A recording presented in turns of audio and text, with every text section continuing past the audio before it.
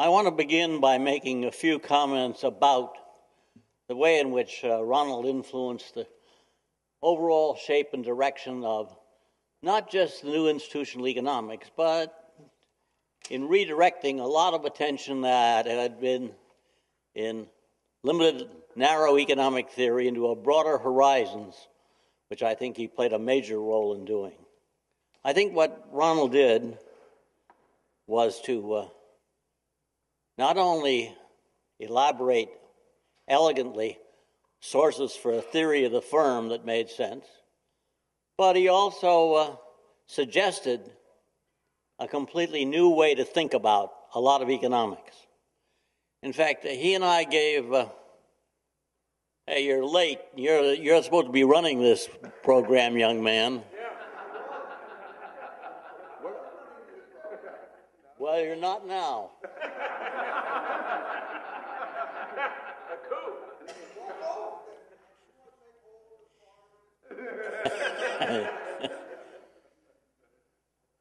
But Ronald and I both got honorary degrees at the University of Cologne in 1988. And at that, Ronald elaborated his fundamental contributions.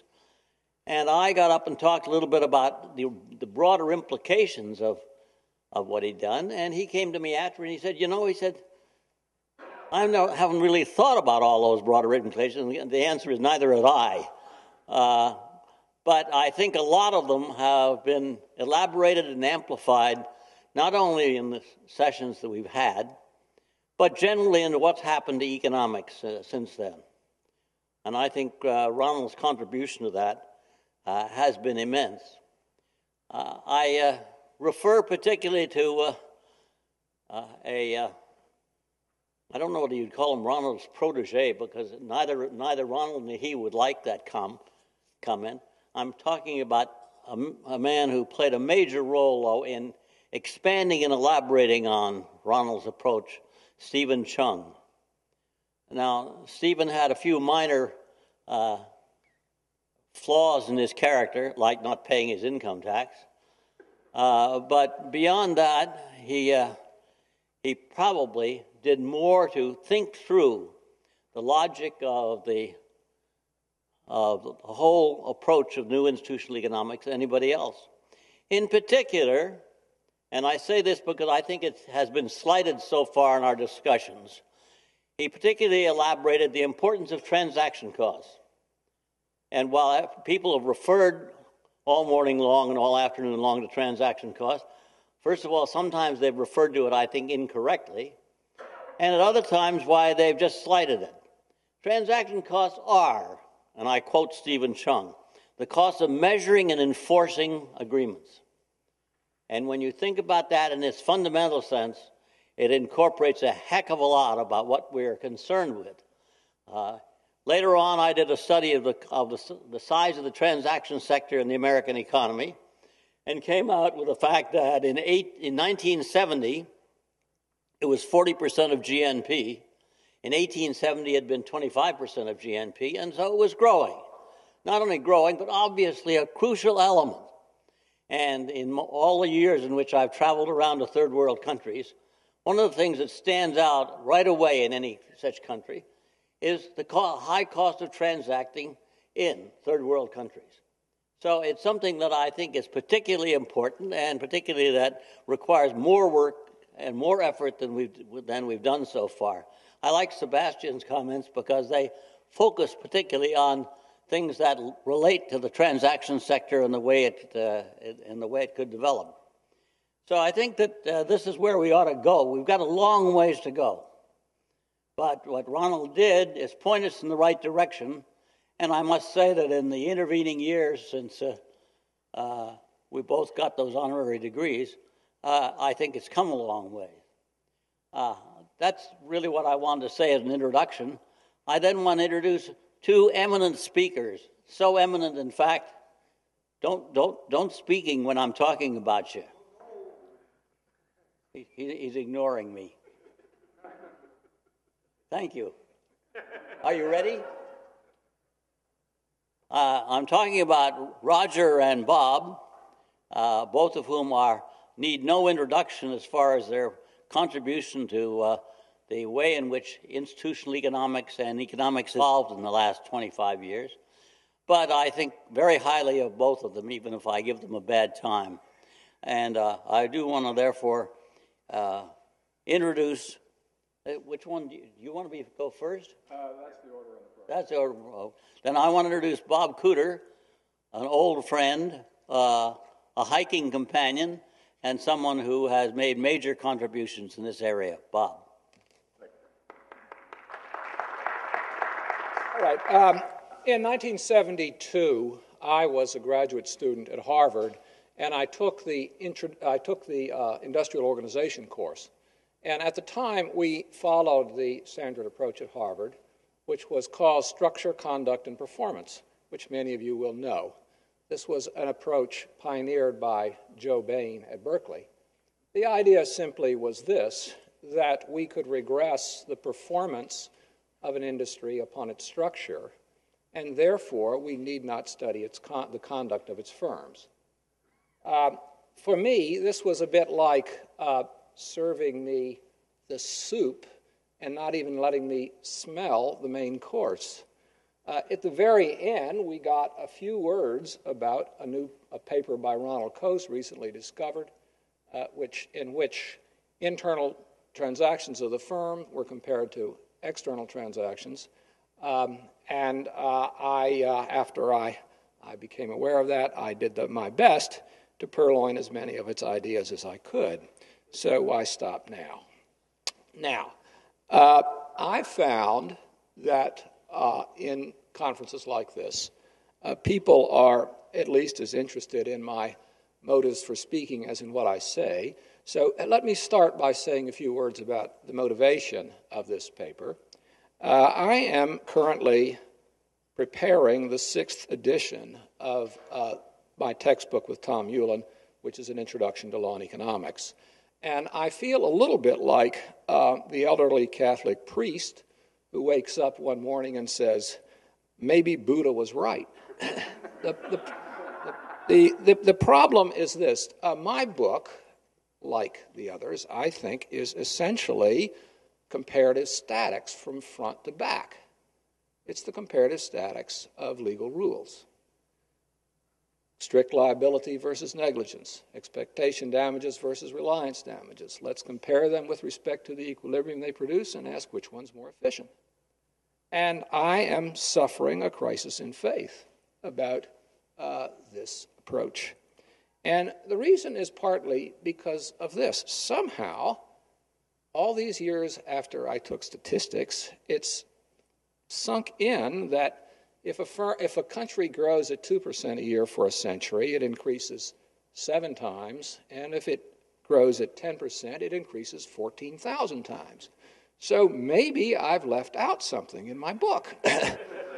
Now, this contemplating this fact, which has, as I say, has troubled me, is compounded by the fact that I've been keeping the wrong company. I can hear my mother saying to me, Robert, you're going to get in trouble if you keep hanging around with the likes of that Doug North. And that's what I've been doing. And as a consequence, I've come to an appreciation of the potential convergence between institutional economics and growth economics, and what that means for law and economics and for my textbook in particular. Now, when you start thinking about growth instead of comparative statics, it really does change your mental furniture. All these years, I've been carrying around in my head the notion of an X, where supply and demand cross, where we have an equilibrium in the interaction of maximizing buyers and sellers.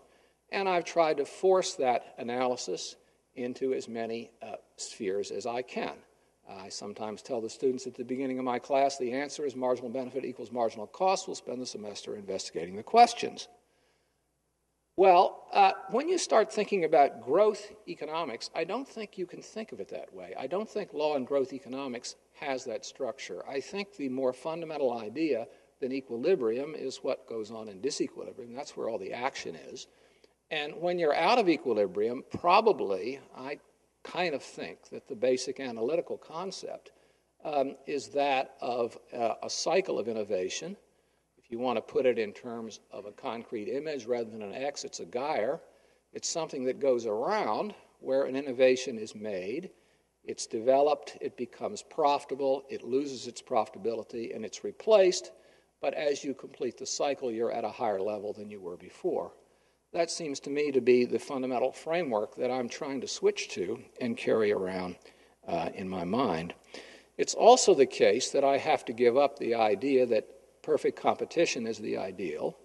And the reason is, quite simply, that in the cycle of innovation, if there's perfect competition, there's no innovation. Because in order to have innovation, you have to have supernormal profits for a while, not just to compensate you for your initial investments, but also to motivate you to go into the business in the first place and take the enormous risk that's involved. We're not talking about production functions. We're talking about activities where most people fail. Most people lose money. I myself went into business, and I've had some success, but I can remember waking up in the middle of the night and saying, I'm going to have to call my relatives and tell them I lost their money. This is not a good feeling, and you don't submit to that for a normal rate of return. So I have to give up the idea that competition is the aim, perfect competition is the aim, and instead to think about something like optimizing temporary monopoly or something like that. So this is a big change. I certainly have not carried it out in this. I will not be carrying it out in the 6th edition of Cooter and Ulen. That's much too hard, although I hope that I can start to move in that direction. And part of that start is a book that is going to be published by Princeton University Press. They're going to begin publishing it as soon as they have the manuscript, and that will be soon. It's supposed to come out next year. And this is a book that I've written about law and growth economics in developing countries. I've given it the modest subtitle, How Law Can End the Poverty of Nations, basically because I want it to be read. I'm trying to write a book that is accessible to many people, and if you looked at the piece that I uploaded to the web, you may have thought it was awfully simplistic, but I hope that it's also accessible. Now let me explain the central image in the book, the central image, which is Solomon's Knot. Solomon's Knot is literally, it's King Solomon, and it's sometimes called Solomon's Knot of Wisdom because it's a way of tying two loops together in such a way that they're extremely strong. This is one of many images of it. You can find it on the 3,000-year-old tiles, or you can find it on the port at Genoa today. And you are also a venture capitalist, as they are, putting your money into the company, being paid in shares. And you're arranging for other venture capitalists to be paid in shares, well, then in that case, you have to have enough of the ownership such that it's better for you to make this company succeed and work than it is to take whatever private information they have, whatever secrets they have that are of value, and put them to work in another firm that you might control completely yourself. Similarly, the entrepreneurs have got to expect to make more money by developing the business than by appropriating the investor's money. If they can make more money by appropriating the investor's money, why go through the agony of trying to innovate? Why not just steal it? So that's a characterization of the abstract conditions that have to be solved, and the question is, how do you do it? Well, first of all, the innovator and the investor have to contract with each other, but these contracts are necessarily incomplete. There are too many non-contractable acts where the information is imperfect and can't be observed. We're all familiar with this idea. For example, in the startup phases of a firm, it requires a tremendous amount of effort from the parties, which is unobservable and therefore not contractable. Now, as we all know, organizations can ameliorate incomplete contracts in a variety of ways, facilitating monitoring, providing a framework for repeated transaction, creating an exclusion penalty, such as paying an efficiency wage to someone so they want to stay in the business. So organizations are going to be essential to trying to create innovation by solving the double trust dilemma, since contracts are necessarily going to be incomplete. Now, the solution to the problem, I think, also necessarily involves the participation of both parties in the governance of the corporation. I think that shared governance aspect of it is what makes the entity that's created a true organization rather than only in an organizational form. Now, there are certain constraints on any organization that's going to be in the area of remuneration, that's going to be in the area of innovation that we need to keep in mind. And one of these constraints is that the innovators and investors have to receive a share of the profits. They can't be remunerated in another way, such as by bonds, by fixed payments. And that's simply because where there's real innovation involved, the risk is so enormous that you can't burden the firm with some kind of fixed repayment that would be high enough to cover the bankruptcy risk. So you really have to remunerate with a share of future profits. And of course, that's going to be enormously problematic because distributing profits is a law-intensive activity, and where there isn't good law, there's not going to be confidence about the shares of profits that the parties will receive. In addition, it's enormously important that the innovators can sell and exit the firm early because if they can't sell and exit the firm, then their portfolios remain agonizingly painfully unbalanced, and after they've made a lot of money, they really want to secure it and not do that. Now, this then leads to an explanation of the organization in England of the 17th century spice trade, which is most interesting because it precisely parallels the situation in Silicon Valley. The situation in England is roughly the following, according to Ron Harris's work on the subject. In a port in the south of England, some sea captain and his friends would propose a voyage to East Asia to come back with spices. This voyage would take 2 to 4 years. The ship would have to be entirely outfitted at very great cost, much more cost than the captain and a few of his friends could pay for. In addition, the captain and his friends had many secrets. It was a big secret to know how to get to Indonesia. It was a big secret to know who you could deal with once you got to Indonesia. It was replete with private information. And, of course, it was extremely risky because the Dutch pirates preyed on the English pirates preyed on the Dutch, and everybody else preyed on the Dutch and the English.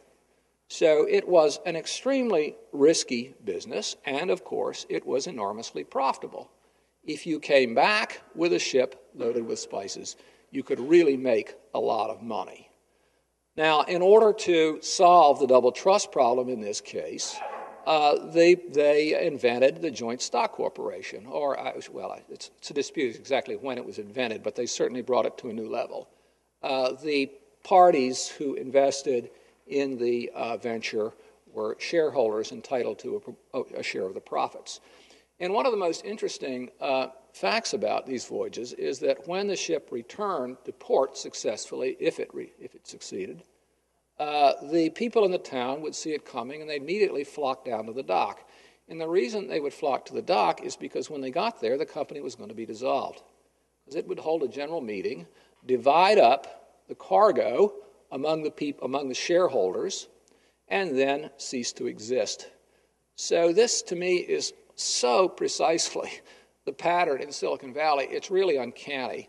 And it also shows a very important fact to my thesis, because when I talk about innovation as driving economic growth, people say, oh yeah, well, technological innovation is especially, maybe exclusively, the domain of rich countries.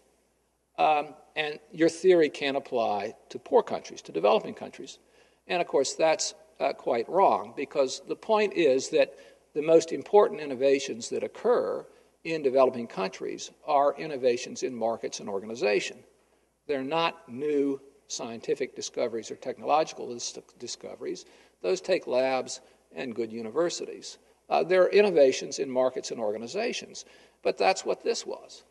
The 17th century spice trade was an innovation in markets and organizations that had all the characteristics of innovation in Silicon Valley, and therefore the model applies to it. Now, in Silicon Valley, there is this interesting phenomenon that I refer to as 3 stages of finance.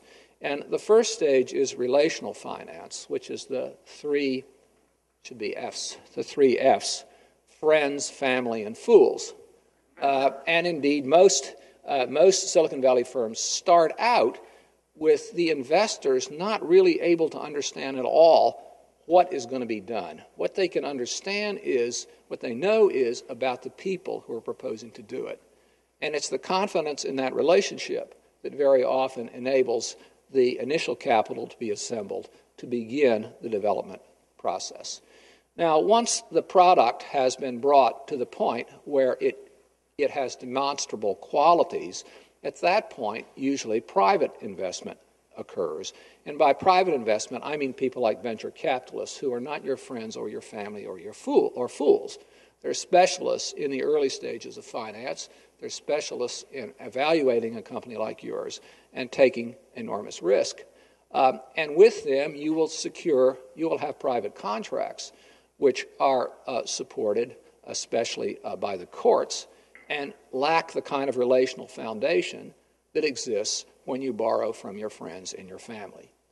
And of course, at the exit stage, we have a public finance where the corporation has succeeded, and there's either an initial public offering or it's acquired by a public corporation.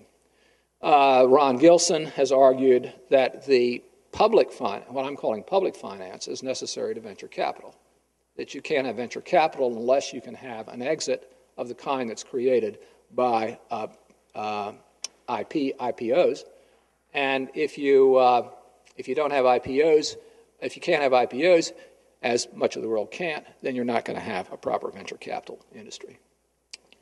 Now, notice that what happens here is that you have a relational capital, and then you have relational and private capital, and then you have relational and private and public. It doesn't. None of them necessarily goes away as the firm progresses, nor does it go away as the economy develops. To say there is this rather remarkable fact that the stages of finance in Silicon Valley bear a certain relationship to the development of finance in developing countries. As we move from relational to private to public, the system is becoming much more law-intensive. It requires good law in order to make it work. At the relational level, you can get by with pretty weak law. And in those countries where the law is weakest, we observe relational finance and relational contracting.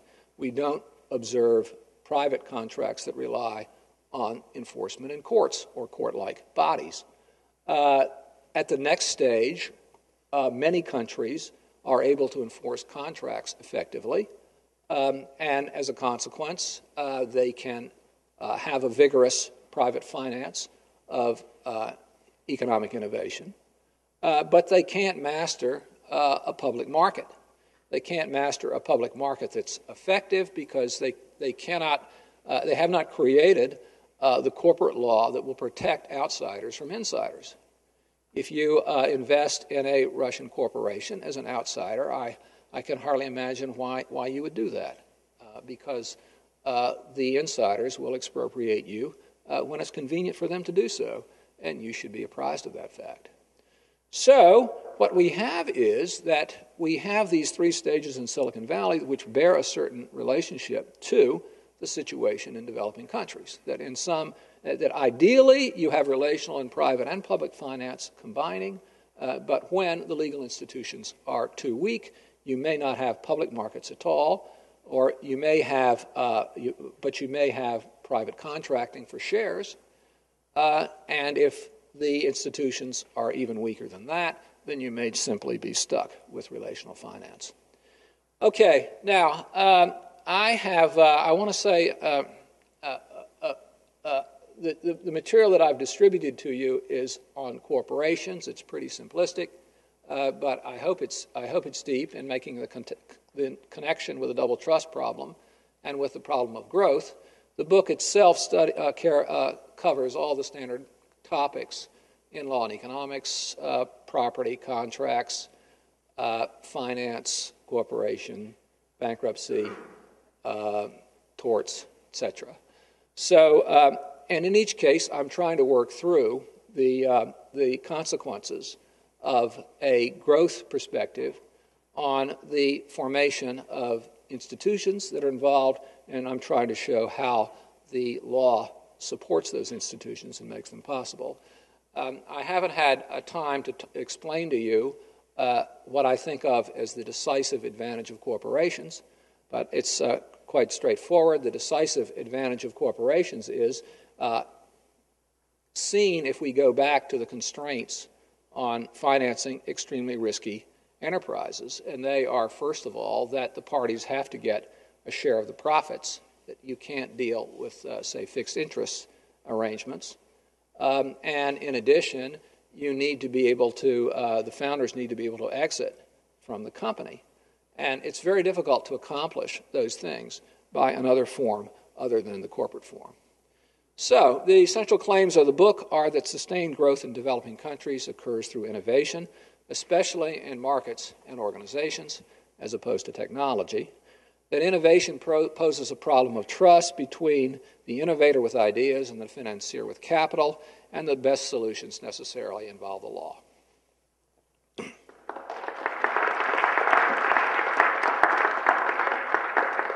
Okay. All right. Well, thank you, Mike. You asked about the... Well, first of all, let me say a couple preliminaries about China. China is sometimes pointed to as the proof that the proposition that law is important to growth must be false. And that's said to be the case because the Chinese court system is very weak. It's not a very reliable enforcer of property of contracts. And yet we have the growth miracle of the age occurring in China. I think, in fact, this is exactly wrong. That law, if you're talking about a growth theory, you need to look at the vector, not just the value of the function. And I think that there is no place in the world where law improved more between 1970 and, say, 1985 than in China. I mean, law was simply, in the Cultural Revolution, it was abandoned. So first of all, I'd like to say that I think China is a good proof and not disproof of the hypothesis that I want to make.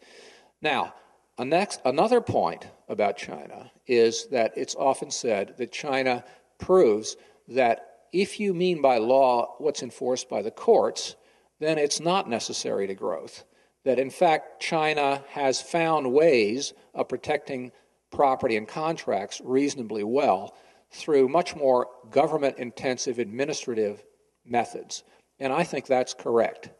I think that we should look at the problem of the double trust problem and how the double trust problem is solved in terms of the, first of all, what I call the property principle of growth, which is that people who create wealth should be able to keep much of it. Without that condition, you're not going to have wealth creation. You can secure that through courts, but you can also secure it through other administrative means. Yeah, I'm sorry. China less than for make Go it ahead. Iran, make it some other place with a stable, Yeah. place you can pay off. Okay, what's your question? Then restate your question. My question is, if you successfully can invest in a country by giving someone in government, usually in a dictatorship, a piece of the business, Yes. which involves at one level sharing your investment in return for quote nothing. What you're actually getting is what we call Sure. protection. Sure. And my question only is simply how that fits the model. Well, I have no problem with that at all. I talk about alternative means of enforcing the principles of growth for property and for contracts.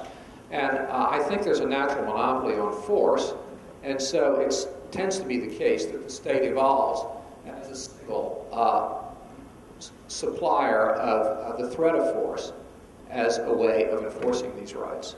But it's also the case that, like every monopolist, the state abuses its position.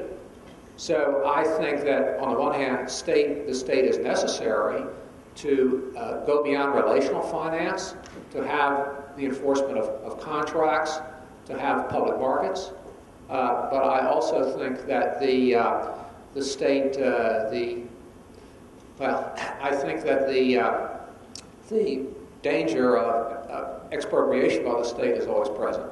And we have to look at the institutions that constrain that and cause the state to take the viewpoint of the stationary bandit rather than the roving bandit, to use Mentor Olson's terms.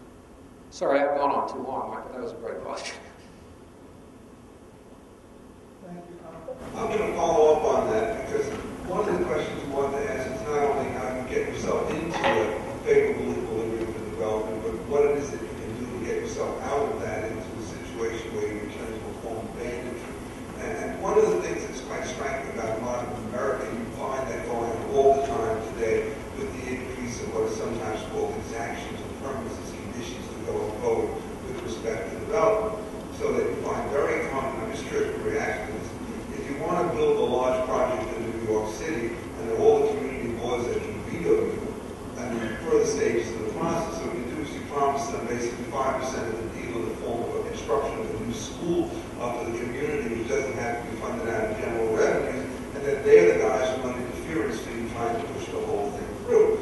And in a strong property rights system, there'd be no permit abuse who would pay that kind of stuff. But in a weak property rights system, that seems to be the way in the United States that you get some development done and what heavy the local regulations and more powerful situation.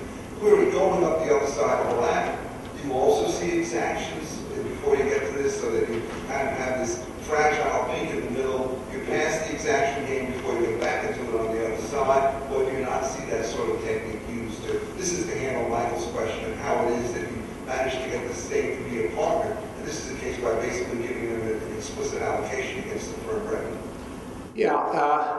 Yes, okay. Well, we spend quite a bit of time talking about the difference between making and taking, and the important role of the state in creating incentives to make rather than to take, including incentives so that it doesn't take. So I think the problem that you've described is of course quite central to our concerns. And I think the kind of anti-commons problem that you're describing in New York City really is a problem of the United States, a very corrosive one. So I would share your concern about that matter. Now, as far as an analysis of the state, how you constrain the state, how you get the... that's not the central focus of our book. Our central focus of our book is on the double trust problem and how it gets solved. Nevertheless, we do have a chapter on reform at the end. And in the chapter on reform, what we try to talk about is what we call Pareto reforms, that is to say reforms where hardly anybody loses and everybody goes up. And then the question is, what are the conditions under which people will perceive a change as being a Pareto reform rather than a redistributive reform? And I think that's fundamental.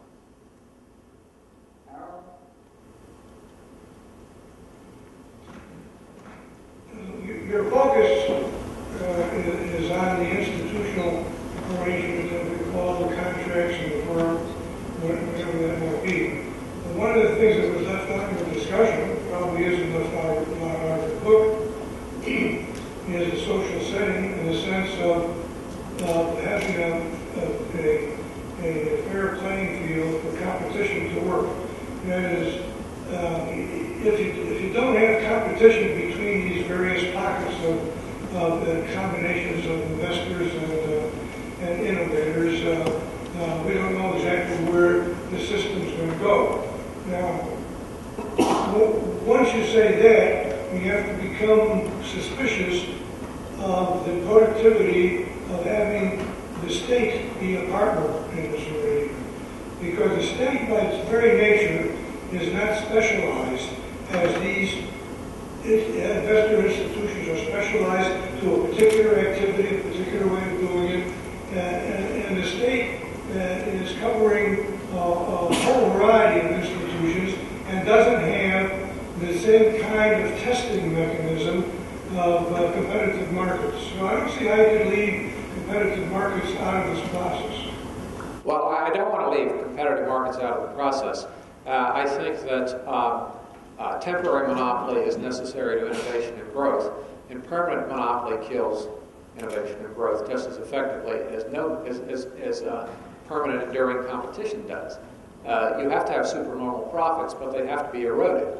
It's the dissipation of the supernormal profit. It's their erosion that's evidence of the diffusion of the innovation in the economy that's raising everybody's productivity and making the society richer.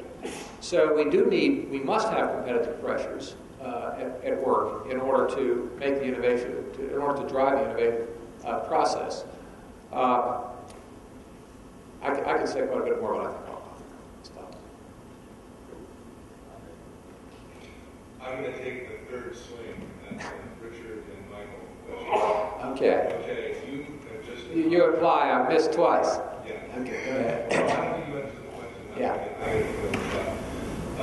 The rapacious dictator of Lower Slovakia has just agreed to hire you as a consultant. The trouble with Lower Slovakia is that rapacious military dictator woke up about a week ago and decided that the rapacious military dictator business was pretty boring, and he really wanted to be the founder of a great, successful, rapidly growing economy, but nobody believes him. What are the steps that you would recommend that he take that would cause this virtuous circle of trust relationships all of a sudden to begin to blossom in a country where nobody has ever trusted anybody for the last 1,000 years? Okay, well, that's a great question.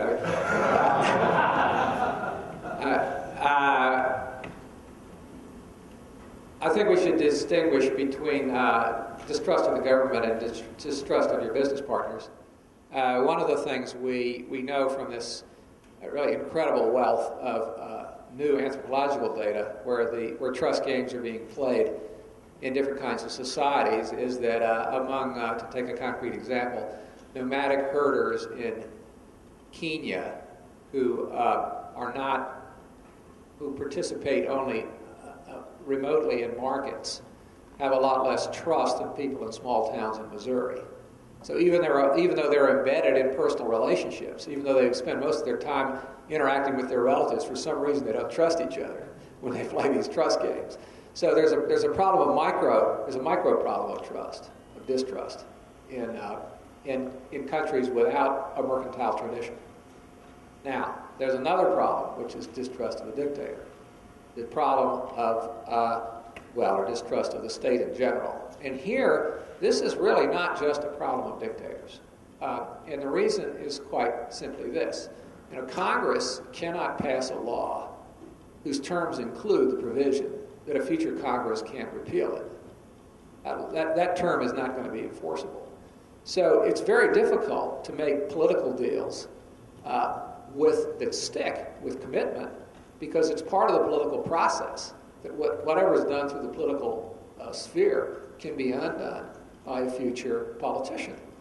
So I think that's a problem of politics. That is true in different kinds of political orders. Now, sometimes you see this dictator's problem that you described in an extreme case. I think Pinochet is a case of that, because Pinochet, everybody wanted to cut a deal where Pinochet would resign his military authoritarian power, in exchange for which he would not be prosecuted. But of course, there was no way of committing not to prosecuting him once he'd given up his power. And so, indeed, he was in the course of being prosecuted when he died.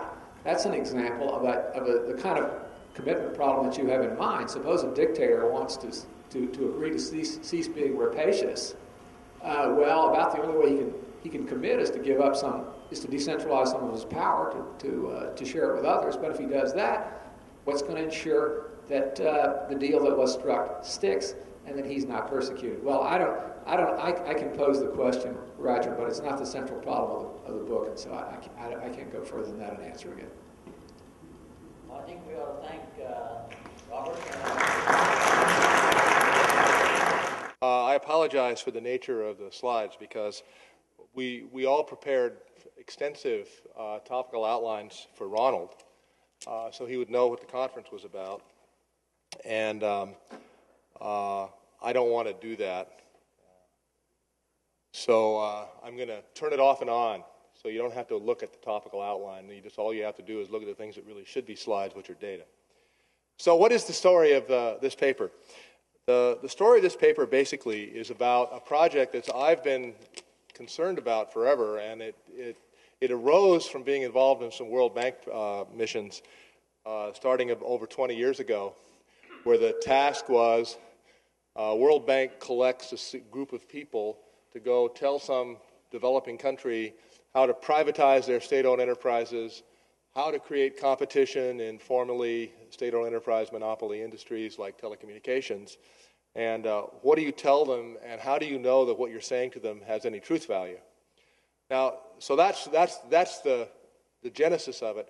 There's a second genesis as well, which is that there's a fairly extensive literature in economics that it attempts to be about the role of institutions in this or that. And one very narrow topic can be something of the following form.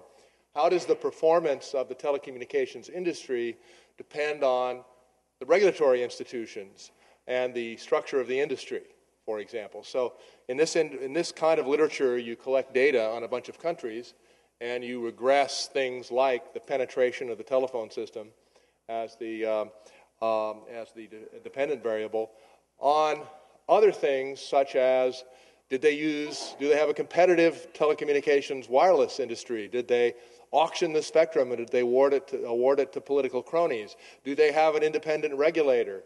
A whole series of these variables. And the trouble with this, of course, is that you're regressing endogenous variables on endogenous variables, and it's hard to know what the regressions mean. And let me give you as an illustration something that is a fact about this literature. Suppose that instead of putting the performance of the telecommunications industry on the left-hand side of the equation, what I do is put the 5-year-long or 10-year-long moving average rate of economic growth, real economic growth, on the left-hand side. And I'll start off with the premise of a paper that I once read, prepared by a consultant for a country, about why they should privatize their telephone company, which was all these regulatory variables that I just talked to you about in the telecommunications industry specifically were the variables to explain rates of economic growth. And lo and behold, the answer was, you will be able to grow at 3% per year faster if you just liberalize your telecommunications industry. Replace the state-owned monopoly with a reasonably competitive industry where you have 4 or 5 carriers, and there's no monopoly at any stage of the industry. There's no access monopoly, there's no long-distance monopoly, there's no international monopoly. And imbue this industry with an independent regulatory commission that uses spectrum auctions to create the wireless carriers. And lo and behold, you're going to grow at 3% a year more than you otherwise would. And then there's another set of literatures which says, well, if this must, these are people who didn't get started as telecommunications nuts like me. They're just interested in regulation in general. So they would say, well, I'm not interested in telecom. I'm interested in the whole infrastructure sector. So I'm going to apply this. I'm going to create the same basic variables for the right-hand side variables for electric utilities, for transportation, for all of the infrastructure, for water, and come up with an index of the degree to which the country has obeyed the dictates, the recommendations that flow from neoclassical economic theory to structure these industries, and see what we get. And lo and behold, we get the same 3 percentage points. Well, that tells you what the problem is, right? That what these variables you've got on the right-hand side are stalking horses for something much more fundamental. And it may well be what Bob is trying to study. It may well be something else about the political system. It may be any host of series of institutional characteristics that end up being the true underlying characteristics that cause a country to decide to liberalize its telecommunications industry, to privatize its electric utilities, to allow a competitive transportation sector to replace a state-owned monopoly. In other words, something else at a deeper level is giving you that extra 3%. And when you just stick in the telecommunications indicators, you, of course, make a false inference in going from telecommunications reform to economic growth. Because for the World Bank advisors to be successful, to convince people that they ought to liberalize their telecommunications industry, something else has to be going on inside the country that would cause them to want to listen to you in the first place. And so this is what since we're always big, all of us today have been really big on where do these papers come from. That's the first part of where they came from. And the second part of where they came from is my early encounters with Ronald Coase and Doug North. And I warned Doug that I was going to reference his stuff, but I didn't tell him what the adjectives and adverbs were going to be. So go backwards to my very first article in a journal was actually an article that was a comment on a paper by someone who shall remain nameless called Spectrum Allocation Without Markets.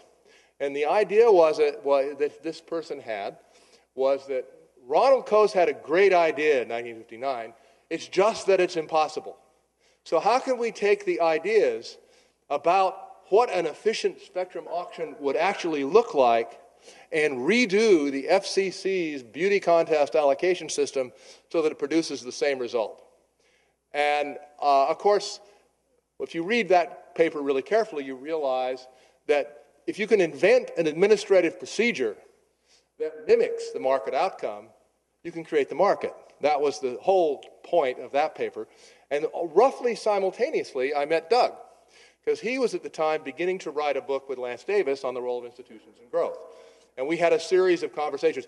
In order for Doug and I to have serious conversations about economics, the very first thing we had to find out about each other is we both loved wine. And for the first hour and a half, we talked about wine. And then we got on to the economics, because at that time, Doug was a part owner of a winery in Washington. And so we found out that we loved wine, and two guys who love wine must have the same basic ideas about how institutions affect growth. So that book was the other sort of institutional, certainly the other inspiration for wanting to think about this problem. And those things all happened about 40 years ago. So this is the consequence of 40 years of thinking about this problem. Now, the beauty of it all is, of course, that it's liberating to know that you're going to go out and collect a lot of data about a lot of countries, but you're not going to run a regression. All right? And I recommend this to you as one of the great things about trying to understand institutions is that what you're not really looking for the coefficient on an independent regulatory agency on economic growth, because you know that's a meaningless coefficient. What you're really looking for is what later on, 25 years later, Bob Bates and Avner Greif called analytic narratives, right? What you're really doing is learning a lot in detail about the institutions in a country so you can actually say something interesting comparatively.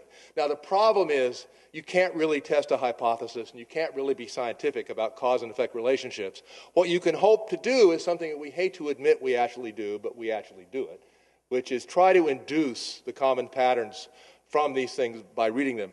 Now, Ronald actually said this when the Institutional Economics Society was created. I never get the name right. ISNE. What a ridiculous. You know Doug was involved to come up with an acronym like that, right? ISNE. Sounds like a disease.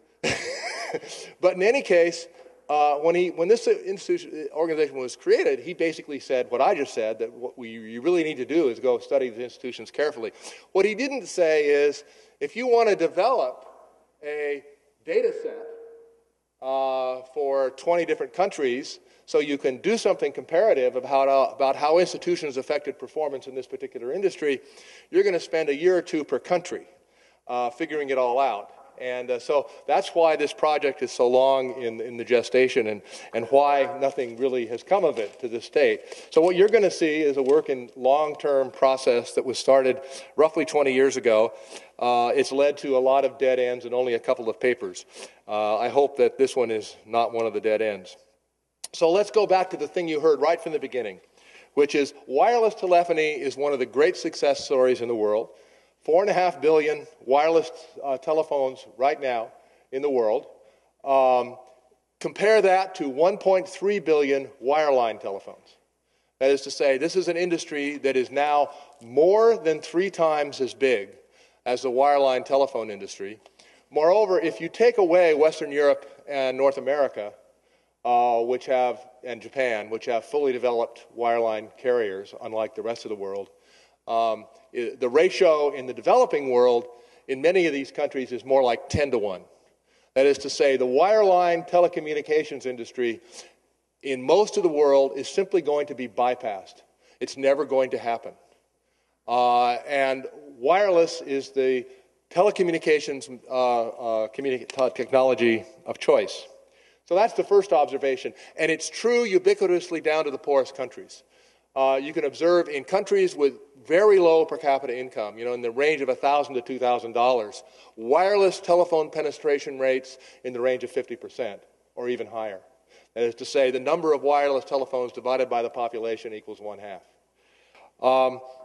Why did this all happen? Well, we know why it happened in a very generic sense. That is, generally good, and I have a big footnote here, but not better than good. I know I'm at Chicago, and I know that government can never be better than good. But in general, we sort of got this one right compared to most things we do. And the reason it's mostly right, mostly good, is because, first of all, the industry is mostly, though not completely, privatized. It's mostly, but not completely, competitive. That is to say, most countries we observe multiple firms, which is 3 or more, competing with each other to get customers. Most countries, but not all, but nearly all, we observe the permission of foreign ownership of carriers, so that very poor countries haven't created a barrier to generating the capital necessary to build this capital-intensive industry. We observe relatively narrow and targeted regulation. We don't observe ubiquitous management of the industry by the government. We observe some regulation, and some of it not all that well thought out. But in general, it tends to be narrow and targeted, so it doesn't prevent the industry from being healthy. And also, this is an important part, given that we're at a conference celebrating Ronald Coase, the licenses are transferable. For the most part, they're tradable. And indeed, we have a number of examples that I'm going to discuss very briefly about countries that got the initial allocation and creation of the industry wrong, but because the licenses were tradable, it managed to rationalize itself simply through private sector transactions. Okay, now, one of the countries that I'm interested in, this is the complete sample of countries that Bob Hope and Bing Crosby made a road picture of. No, that's not actually right. It's close. This is the set of countries that range in population from 10 million up, that have a per capita purchasing power parity in 2008 of GDP between the lowest one, which you can see as the red up there, is $7,800, and the highest is Mexico, $14,300. And the lowest population is Tunisia, with a little bit over 10 million. The biggest country is Brazil, with about 200 million. Now, I'm not sure that this way of segregating the countries matters. In fact, I'm a little bit worried that the small countries are too small, but for reasons that you shall see, I just couldn't give up Cuba. And once I'd had Cuba in there, I had to add a couple more, because Cuba is fascinating. So you may not have thought of Cuba as an intermediate level of development country, but it is. And it isn't really a terribly poor country. So then the second feature that I want to show to you, get this right. Here is the facts that we are trying to explain.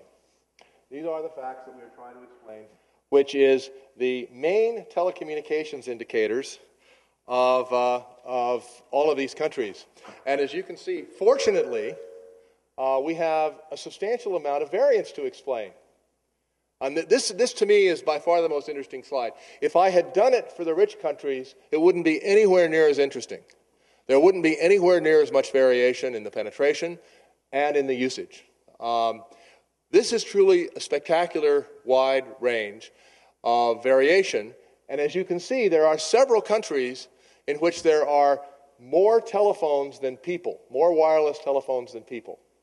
Actually, if we were to look at wireline plus wireless, we would find that in advanced industrialized economies, there are more telephones than people, but there aren't more wireless telephones than people. Like in the United States, we only have enough wireless telephones for everybody over the age of age 7 to have one.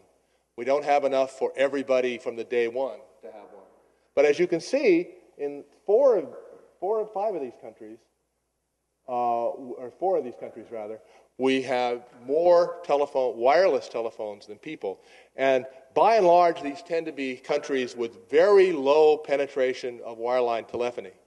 And so one explanatory variable for these numbers is, of course, wireline penetration. And I'm not going to bother with that one. Just take it on faith. That doesn't do it.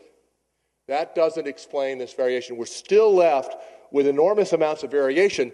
And the reason for it is, unlike in the developed economies, there's no country on this list that has a wireline penetration of more than about 20% of its population, and most of them are down around 10. So for this, the nice thing about this sample of countries is that looking at wireless penetration by itself basically is almost all of the story about what the variation is. With regard to mobile usage, all of these numbers are low compared to advanced industrialized economies.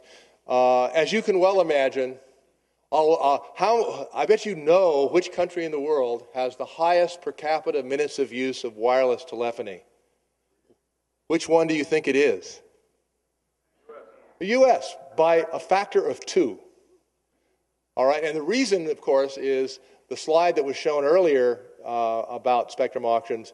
We have off-scale the cheapest prices for talking on wireless telephony. And I'll explain to you why we do. But even in countries that have institutional arrangements that sort of look like these, the minutes of use is above the highest one here, which is Romania, which is around 300. Europe is typically in the range of 350 to 450. So Romania looks sort of like Europe, but nobody else does. And then the last column isn't really accurate. It's called prices because that's what the World Bank calls it. The last column is taken from the communications facts that are put out annually by the World Bank. What it actually is the monthly cost of a fixed bundle of goods, which includes an amortization of the installation cost, the getting in price. You know, as you know, in the U.S., when you buy a cell phone from AT&T, you're not actually paying the full retail price. They're charging really less than that, and then they're putting some of that into the monthly charge. So you take the amortized initial fee plus the monthly rate plus a combination of local calls, domestic and long-distance calls, and international calls that is representative of this category of countries in general. And then that's what the final column is. And when you look at the variation there, the source of the variation is partly in the installation and monthly charge. But the main source of it is differences in usage prices across countries, where you have, in the U.S., the de facto price is even lower than the 6-cent price. Most people actually have a zero marginal cost of usage because we have these strange plans where you buy large numbers of minutes and almost nobody uses all the minutes that they buy. So the marginal cost of a local telephone call to most wireless users in the United States is zero. Yeah. So I'm almost there. And so this is an intriguing result. And let me now go to the next important fact, which is motivated the selection of countries. Income is not the cause of the difference. All right? That is to say, income isn't the answer. And I didn't plan it this way. Notice the bottom two and the top two. We have Argentina. I'm sorry for you guys in Chicago. Those nasty socialists in Argentina are beating Chile in terms of penetration. They're not beating them by a lot, but they have a little bit higher income and they have a higher penetration rate. But the intriguing thing is that Argentina and Algeria have exactly the same penetration rate with almost a factor of 2 difference in income. The highest income country, Mexico, has a lower penetration rate than the very bottom country, which is Ecuador. And so that income isn't the explanation. If you actually do the regression of penetration on income, you get a positive coefficient because all the guys over 100 in the top half. But the reality is it isn't income that's explaining this. And in particular, the Iran case, which is about in the middle, and the Mexico case are really important things to explain. Okay, so this kills off an hour. Now let me tell you a few stories about how we explain this. The very first idea, which is that this is a Coase conference, is to try to figure out what the auctions do. About half of these countries have held spectrum auctions of one form or the other. The first mechanism to hold a spectrum auction is you just hold a spectrum auction. But the second is you grant a license to state-owned enterprises, and you have multiple state-owned enterprises, and then you sell the companies. So you're indirectly selling the companies by virtue of having an auction for those. And about the other half just use the standard beauty contest allocation mechanism, where, and in those countries, it's basically corrupt. To give you a flavor, in Malaysia, the first 3 licensees were the president of the majority party, the prime minister, and the finance minister. And they got the first 3 companies. They very quickly, in a nice Coase 1960 fashion, sold their companies to other people in the private sector, and they became very successful. So one lesson from, if we combine Coase 1960 with Coase 1959, auctions are a good mechanism if you structure them correctly and have multiple firms, but they're not necessary. And if you, in fact, compare the countries that had graft and corruption as the mechanism for awarding the spectrum licenses versus those that used auctions, you don't get a particularly interesting result. There is one, however, that gets you a good result, and then, Doug, I'm going to be done with a series of questions. All I got to do is find the silly... There we go. The second thing you can do is create competitive industry. And at the bottom is the average, right? Which is that if you have a single dominant carrier, which is, and it doesn't matter whether it's a state-owned enterprise or a former state-owned enterprise that was privatized to monopoly or privatized to de facto monopoly because its dominance was guaranteed in terms of the regulatory institutions that were created for it. If that's what you have, either a dominant state-owned enterprise, then excluding the basket cases, which are Cuba and Iran, all right, if you exclude Cuba and Iran, which have really low, you still have a 10 percentage point difference in penetration. But interestingly enough, that isn't good enough to explain all the variance. Indeed, if you ran this regression, you'd find that competition was highly significant, but it would be because of Cuba and Iran. Now, I might add that Iran presents a problem for us because they did have an auction. They had 2 kinds of auctions. The first was the selling of a state-owned one of the 2 state-owned enterprise wireless carriers, and the other was then a third wireless carrier was created. There's one tiny little problem. The first state-owned enterprise was, quote, privatized to the Iranian Guard, the Revolutionary Guard, and the third one was privatized to the then president, Rafsanjani. And so, you know, it's hardly fair to call that a competitive industry where you have, at the time of creation, the Army owns one, the Ministry of Communications owns one, and the President owns one. That's not quite what we had in mind when we recommended privatization. But if we look across these countries in general, we definitely find, well, Algeria didn't really do what we recommended, and they're paying for it. I mean, excuse me, Iran didn't do it, and Cuba, of course, is hanging in there. They have a government state-owned monopoly happily with their less than 3% penetration. The rest of them are not so great. And let me just briefly summarize for you. The top 4, in terms of the over 100% penetration, all have 3 or more independent private carriers. Now, there's a footnote to that. Venezuela is in this category, and in 2007, one of the carriers was renationalized. So now they have 3 private carriers and 1 nationalized carrier. So we'll wait and see what happens in Venezuela. It's possible that they will blow this. And likewise, in Malaysia, they have multiple carriers, the smallest of which is a state-owned enterprise. That is to say, the government state-owned enterprise is a failure, but they haven't actually put a bullet in its head yet.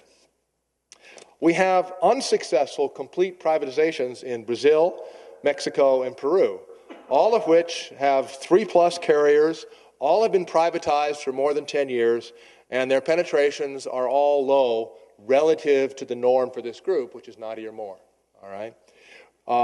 We have successful, large state-owned enterprises in an industry with a private presence. All right. This is Algeria with 93%, Colombia with 91%, Kazakhstan with 97%, where this is sort of an interesting case in that one entity is owned by the government, another entity is owned by the military, and the third one is fully privatized, and they have achieved a competitive outcome. Prices are relatively low, penetration is high. And then we have state-owned enterprises with a private presence that also are not successful, equal in number: Ecuador, Tunisia, and Turkey.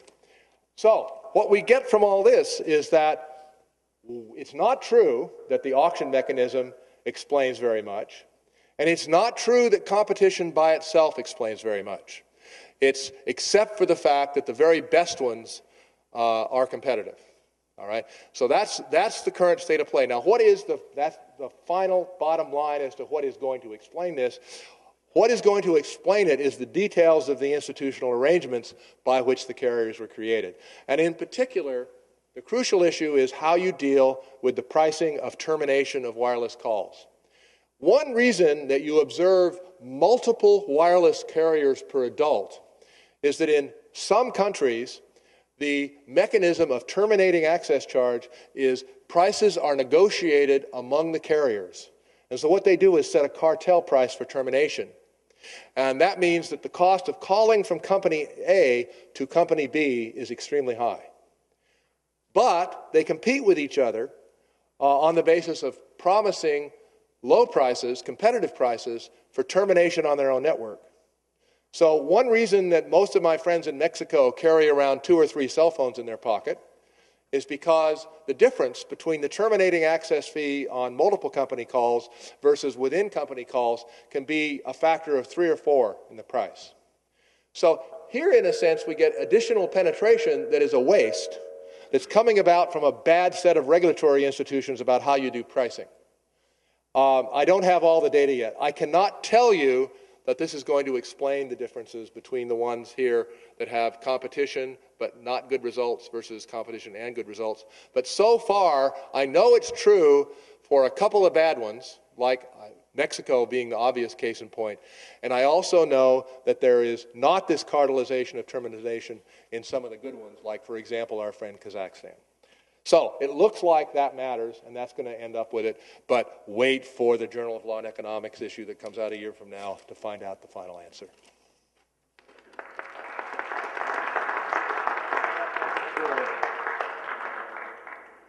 We'll take questions now.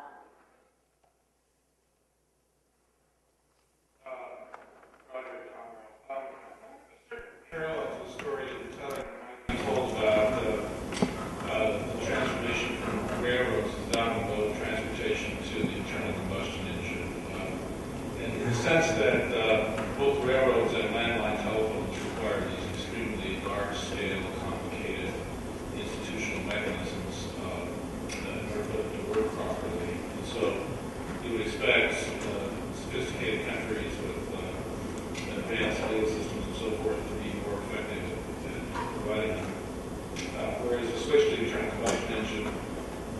switch to cell phones can operate with a much more primitive infrastructure. I mean, you can drive around dirt roads and live with it.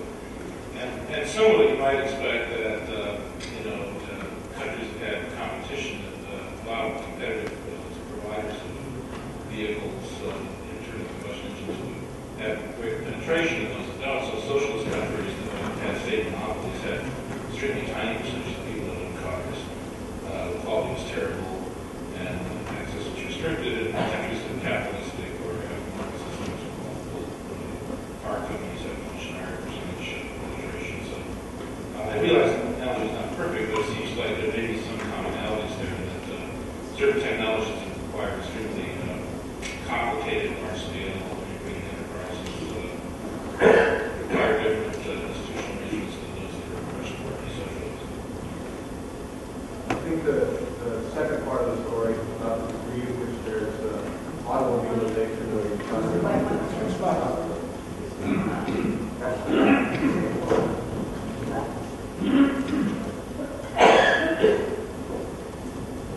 Okay, it's on.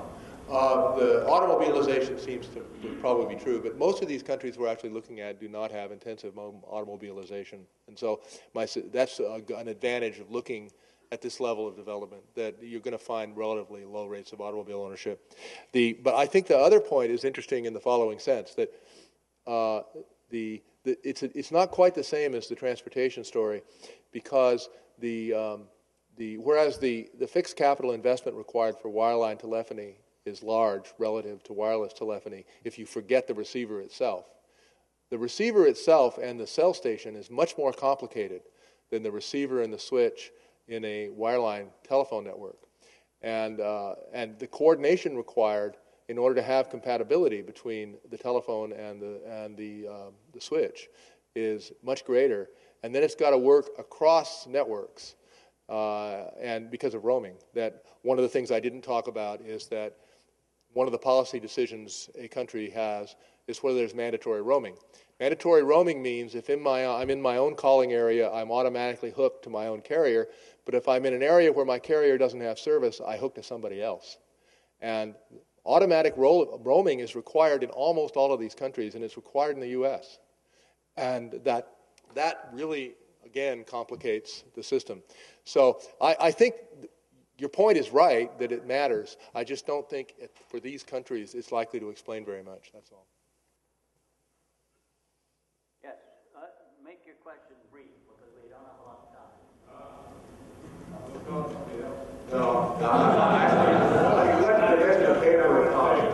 Very quickly, the penetration data, I think you alluded to, is very dangerous. I prefer this to UChicago. Secondly, the U.S. does have a lot more talk time than other countries, but consider this, we had 2.4 trillion minutes of use last year. 2.1 trillion of those minutes, middle school girls. You have a judge for that. They count too. That's a demographic anomaly. Very serious. I think You made it up. As a father of a middle school girl, however, I think it's third reality. Third, you mentioned in passing the weird U.S. pricing, or the weird wireless pricing pattern. The New York Times has got a wonderful story on this.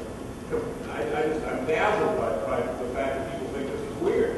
Okay, you've got a network, lots of sunk fixed costs, and you've got zero margin costs up to capacity. And so this is Coase 1946. This is a marginal cost controversy. This is inducing people to pay fixed recurring charges to support the network, and then mass just dumping free off-peak minutes, free on-net minutes, free FAB 5 minutes, other services. Just dump that stuff so that you can get those recurring charges on there. And margin, no distortion. It's a wonderful example of efficient pricing. And this is the Apple Werner mistake. The network understands, yes, marginal cost at the margin for the price, but don't charge margin for price and equal to marginal cost. You can't have it do. As you know, I agree with you. I did not say the U.S. system is weird. I just said it's different, and obviously the U.S. system is much closer to being an efficient system than taxing use for the purpose of paying the fixed cost, which is the way almost everybody else in the world does it. I did want to say something actually about a paper Tom wrote a couple of years ago, which is important. I was going to mention it, but I forgot. Tom did a paper on wireless spectrum in Latin America, and one of the things that he pointed out was that there's way too little spectrum allocated to it. That is to say, when they do construct an auction, and even if they create a competitive industry, it's still the case that the amount of spectrum being allocated is low. And the purpose for that, of course, is to maximize the revenues, to create scarcity for the purpose of extracting the Ricardian rents from the spectrum. And one of the things that is not in Coase 1959, and that I don't think any of us thought carefully about when we were recommending spectrum auctions, is why would you believe that once you gave a revenue-generating mechanism to the government like this, they wouldn't just exercise their monopoly power? And indeed, a lot of the variation one observes in usage and penetration in not only Latin America, but all developing countries, has to do with the degree to which the government created artificial scarcity in the spectrum for the purpose of maximizing revenues. Roger, did your data on price include in the Mexican case the fact that you had to buy 3 phones at all these different costs? I'm sorry, I didn't quite get it. You have prices up there. I'm just asking what it is. The price to explain. Well, that's an individual. Those are for each individual phone, and so the guy who buys 3 to be able to call at low marginal prices on each of the 3 networks is would in theory be paying 3 times that, but it wouldn't really be that, because the way the price, that's why the price bundles are not useful as an indicator of price. The reason you would buy 3 telephones is to avoid the proportion of those monthly fees that's accounted for by use charges across networks. And since if you have a genuinely competitive wireless industry with 4 or 5 firms in it, most of your calls are going to be across network. And if you also have high usage, if you're using 100 or 200 minutes a month, that gives you a sufficient incentive to have multiple phones. Remember, the way that most phones are sold in the world is called prepaid, which is you buy a phone at an incredibly cheap price, like $5 or $10, and then you buy prepaid use per month up to a certain number of minutes, and then when you've used those minutes, the phone stops working. All right, and that mechanism is in place, explains why poor people have cell phones in developing countries. They buy really cheap, simple phones and prepaid service that limits their calling. And those are the guys who are actually dominating those numbers that produce the price data. It's their usage patterns that are dictating this. That's you.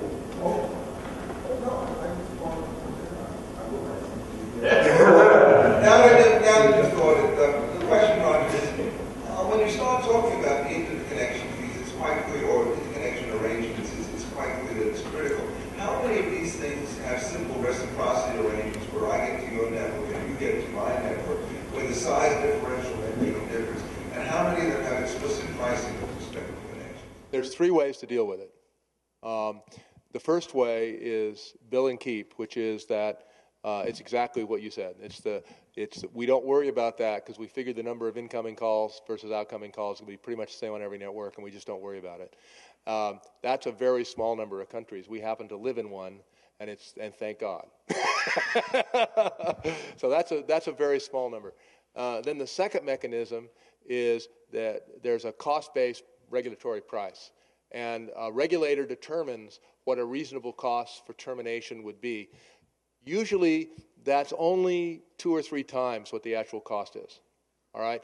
Which is really cheap compared to the third alternative, which is you let the carriers negotiate what it is. In Mexico, for example, the regulator in Mexico, which is actually very intelligent as a regulatory agency, they have some really good people on it, they just have no authority. And they have actually estimated the cost of terminating access in Mexico, and it's roughly 0.3 cents per minute. The regulated price is about 2.5 cents for termination on Telmex's wireline. But across the wireless carriers, since there isn't a dominant firm, they're not allowed to regulate it. And there, the termination price is about 14 cents because it's a cartelized price. That's it. Thank you very much.